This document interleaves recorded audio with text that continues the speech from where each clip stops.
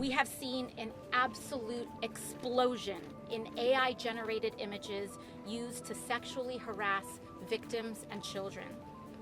Not only is this a coalition of legislators, this is a coalition of survivors of sexual harassment and, in some cases, abuse and assault. As a survivor of sexual assault myself, this resurfaces trauma for so many people across the country. And that is what it is intended to do.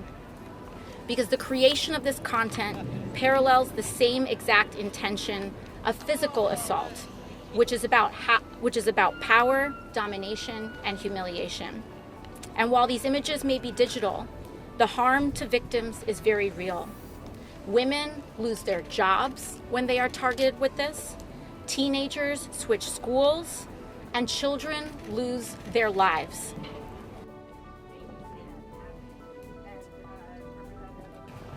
And while everyday Americans are terrified of this, corporations are finding new ways to profit from the creation of these deepfakes.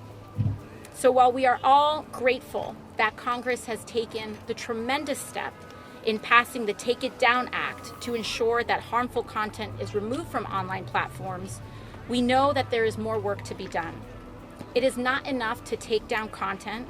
We have to give victims a civil right of action. With survivors and with advocates to say that Congress must act.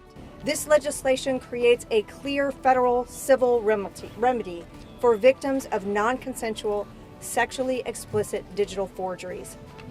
It allows victims to hold accountable those who knowingly create, distribute, or solicit this material, or who recklessly disregard the lack of consent.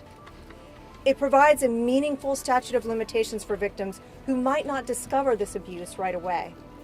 And it includes strong privacy protections, so survivors are not further traumatized simply for seeking justice.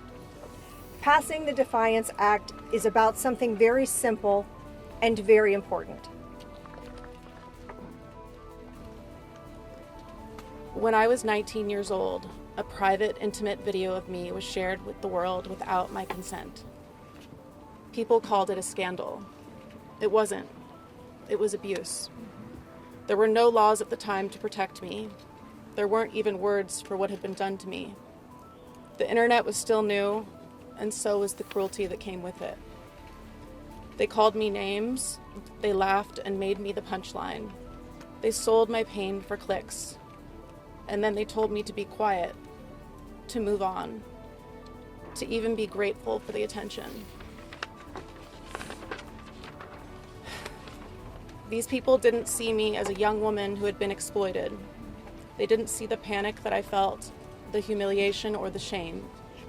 No one asked me what I lost. I lost control over my body, over my reputation. My sense of safety and self-worth was stolen from me. But victims deserve more than after-the-fact apologies. Because today, what happened to me then is happening now, to millions of women and girls in a new and more terrifying way. Before, someone had to betray your trust and steal something real. Now, all it takes is a computer and a stranger's imagination. Deepfake pornography has become an epidemic. I know today that there are over 100,000 explicit deepfake images of me made by AI. 100,000 circulating the internet. Not one of them is real, not one of them is consensual. And each time a new one appears, that horrible feeling returns. That fear that someone, somewhere, is looking at it right now and thinking it's real.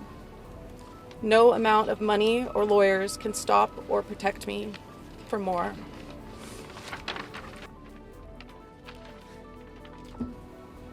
And now I have a daughter. She's just 2.5 years old, and I would go to the ends of the earth to protect her. But I can't protect her from this. Not yet. And that's why I'm here. Because this isn't about just technology, it's about power. It's about someone using someone's likeness to humiliate, silence, and strip them of their dignity. Thank you, everyone.